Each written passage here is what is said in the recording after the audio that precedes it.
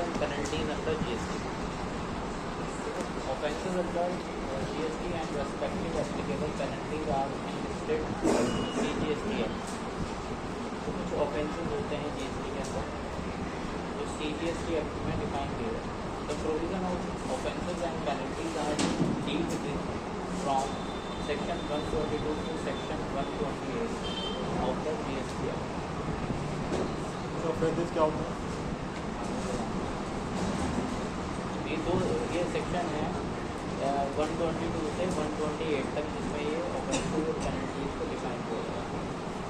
Offences under GST. What is an offence? Offence क्या है? An offence is a breach of law और rule. Offence का मतलब होता है किसी कानून को या नियम को तोड़ना, है ना, वो ऑफेंस कहलाता है. एन इलीगल एक्ट, ये गैरकानूनी कार्य है. Similarly, an offence under GST is a breach of provision of GST Act. और इसी तरह से जो GST में आप किसी कानून को या नियम को तोड़ते हो तो वो भी इसमें ऑफेंस होगा, है ना. What are the offences under GST? तो इसमें किस तरह के ऑफेंसेस हैं आपके GST के अंदर? When has anyone committed an offence under GST? There are 21 offences under GST. तो किस तरह के ऑफेंस हैं? For easy understanding, these have been grouped into each head and as given below. तो 21 तरह के ऑफेंसेस हैं इसके अंदर, है ना. ठीक है. बैक और रॉन्ग इन्वॉइसेस. सबसे पहले है कि फर्जी या गलत जो है इसमें एक ऑफेंस होता है. इसमें किस तरह से होता है? एक taxable person supplied any goods और सर्विसेज विदाउट एनी इनवॉइस और इशू टू फॉल्स यूजर्स. तो किसी ने कोई माल बेच दिया है या सर्विस बेच दी है किसी टैक्सेबल पर्सन ने बिना उसका बिल बनाए, या फर्जी बिल बनाया, बिल बनाया नहीं, है ना, और गुड्स को या सर्विस को बेच दिया गया. ही इशूड एनी इनवॉइस और bill without supply of goods और services in violation of the provision of GST. बिना, ये यहाँ पर है कि कोई बिल बना दिया गया है, कोई इनवॉइस इशू कर दी गई है, लेकिन गुड्स और सर्विस सप्लाई नहीं की गई, है ना, तो एक फर्जी बिल बना दिया गया. He issues invoices using the identification number of another bona fide taxable person. आपने कोई बिल बनाया और किसी दूसरे का GST नंबर इसमें यूज़ करता है ना. किसी दूसरे का GST नंबर आपने, यानी किसी और के बिहाफ पर आपने बिल बना दिया जबकि वो आपके पास नहीं है. फ्रॉड क्या है? He submit fake financial report document और files tax return to evade tax. Tax से बचने के लिए डिपार्टमेंट को आपने फर्जी रिटर्न सबमिट कर दी, है ना, और फर्जी रिपोर्ट सबमिट कर दिए. ठीक है. Does not provide information, gives false information during proceeding.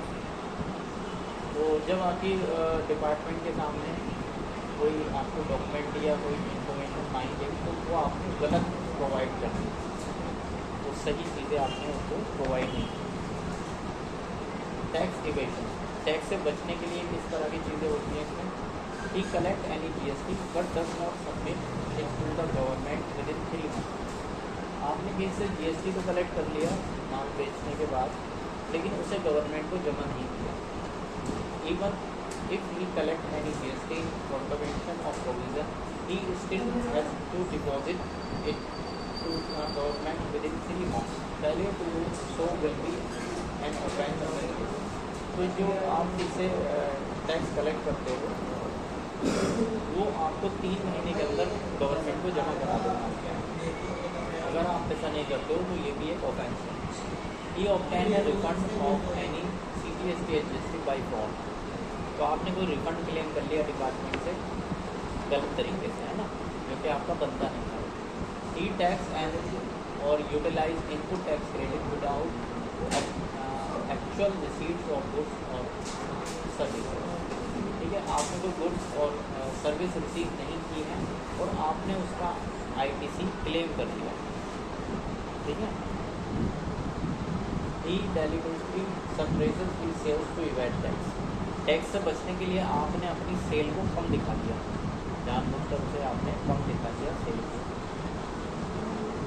Supply transport of goods, transport goods के मैटर में है। He transport goods without proper document, यानी आपने अपने गुड्स को भेजा और उसके डॉक्यूमेंट जो लगाने थे सारे वो प्रॉपर डॉक्यूमेंट नहीं थे जो लगाने चाहिए। Supplies transport goods that he knows will be confiscated. तो यहाँ पर क्या हो जाएगा, यहाँ पर जो आपने गुड्स को ट्रांसपोर्ट के थ्रू भेजा है, ठीक है, उसमें कोई मतलब गड़बड़ी हो सकती है।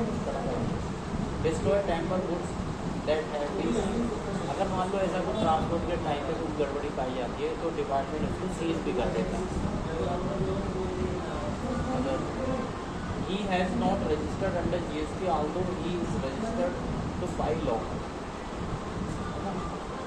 कोई पर्सन जो है GST में रजिस्टर्ड नहीं है और he is required two by law. मतलब इसमें क्या है, लॉ के द्वारा किसी को रिक्वायर्ड किया गया है GST में और वो रजिस्टर्ड नहीं है। He does not deduct TDS और deduct less amount where applicable. तो किसी ने जो है TDS डिडक्ट नहीं किया है या कम डिडक्ट किया है, ठीक है, जहाँ पर applicable. He does not collect TCS और collect less amount where applicable.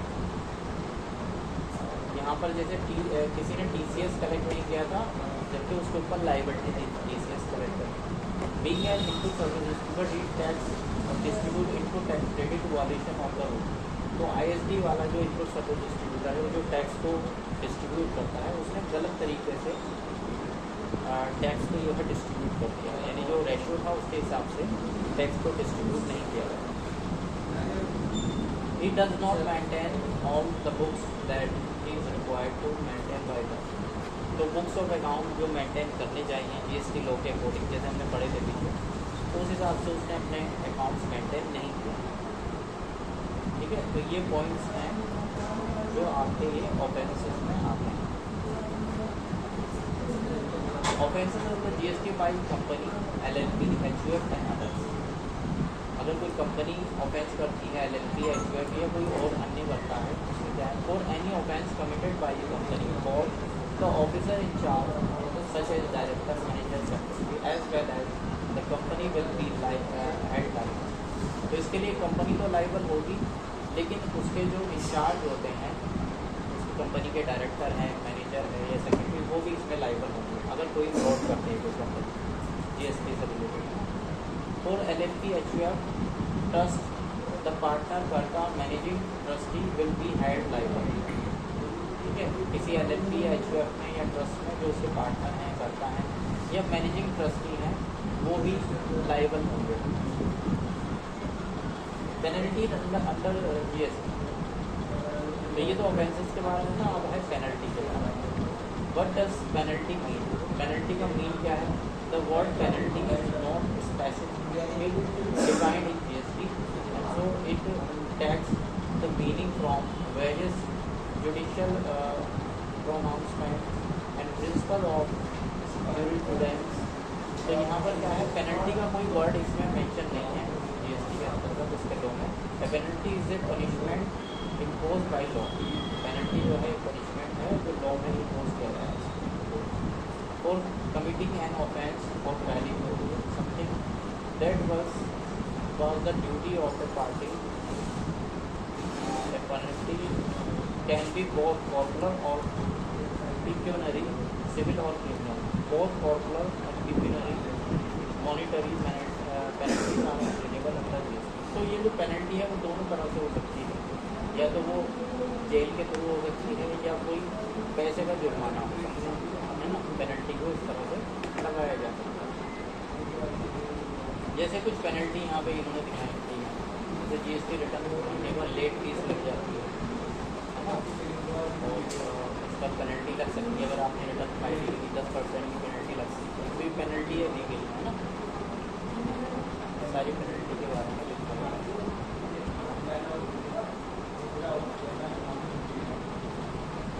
Situation where there is no penalty but interest में लाइक, यहाँ पर पेनल्टी नहीं लगती है, टैक्स जमा नहीं किया आपने तो उस पर इंटरेस्ट लग जाएगा आपका।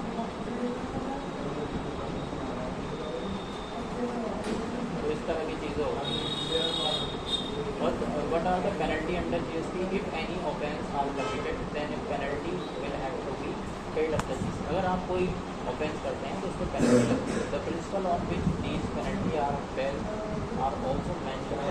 Penalty जो है लोग के mention की गई. पेनल्टी केस ऑफ फ्रॉड के केसेस में तो ये अलग अलग केसेस में पेनल्टी होती है. To pay penalty amount of tax deduction 100% penalty subject to minimum of 10,000 for 21 offences. For fraud cases the penalty will be 100%. जो 21 ऊपर वाले ऑफेंसेस हमने पढ़े उसमें 100% की पेनल्टी होगी और बाकी मिनिमम पेनल्टी 10,000 रुपये की होगी. What is the penalty for helping someone to commit fraud under GST? अगर कोई किसी का मतलब GST में फ्रॉड करने के लिए हेल्प करता है उस पर भी पेनल्टी है इसमें. Not only the taxable person but any person who does the following will have to pay penalty extending up to 25,000. ठीक है. तो यहाँ पर क्या है, यहाँ पर कोई पर्सन है जो मतलब कोई भी पर्सन हो सकता है. हेलो हाँ हेलो हाँ कमिट फ्रॉड. तो यहाँ पर क्या है, यहाँ पर ये है कि अगर कोई किसी की हेल्प करता है फ्रॉड करने में तो उस पर भी पेनल्टी लगती है. Not only the taxable person but any person who does the following will have to pay a penalty extending up to 25,000. देखिए 25,000 रुपये की पेनल्टी है जो किसी की हेल्प करता है. Help any person to commit fraud under GST. इसमें है कि हेल्प करता है इसको फ्रॉड करने के लिए. एक्वायर्ड रिसीव एनी गुड्स और services with full knowledge that it is in वॉलेशन of GST rules. GST rules को जो है मतलब कोई एक्वायर कर रहा है ये किसी मतलब आपको पता है सारी चीज़ें और आप उसका वॉलेशन कर रहे हैं उसे बोलते हैं. Fails to appear before the tax authority on receiving a summon. तो सम्मन को डिपार्टमेंट से नोटिस आया और आप उस पर अपीयर नहीं हुए, डिपार्टमेंट में गए नहीं. Fails to issue an invoice according to GST rules. GST rules के अकॉर्डिंग आपने जो है बिल नहीं बनाया. Fails to account voucher any invoice appear in the books. कोई वाउचर था, कोई इनवॉइस थी जो अपने अकाउंट्स में आपने मेंशन नहीं की, तो इन केसेस में आपको 25,000 की पेनल्टी लग सकती है. और देयर एनी जेल पनिशमेंट. तो जेल पनिशमेंट कब होगा इसके अंदर? जेल पनिशमेंट है जेल टर्म. अगर आपका 1 करोड़ से 2 करोड़ का मैटर है GST का तो 1 साल की जेल है, और 2 से 5 करोड़ का है तो 3 साल की जेल है, और 5 करोड़ से ऊपर है तो 5 साल तक की जेल है. फाइन भी है इस पर.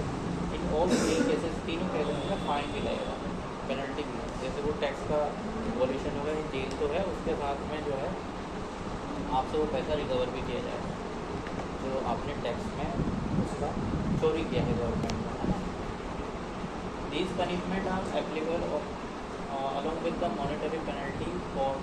ठीक है. तो इसमें दोनों तरह की जो है पेनल्टी होगी. Penalty for other cases, no intention of fraud और टैक्स इवेशन. यानी आपका इंटेंशन नहीं था कि आप कोई फ्रॉड करें या टैक्स बचाएं, आपसे गलती से हो गया था मिस्टेक, है ना.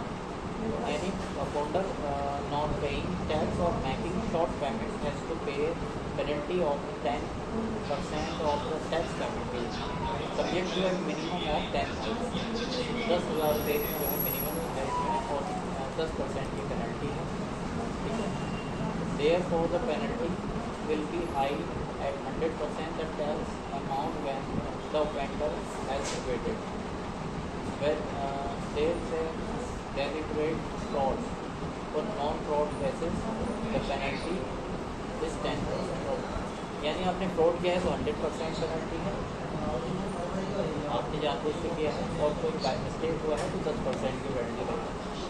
General penalty, any offence under for which penalty is not established will be liable to pay penalty extending of rupees 25,000.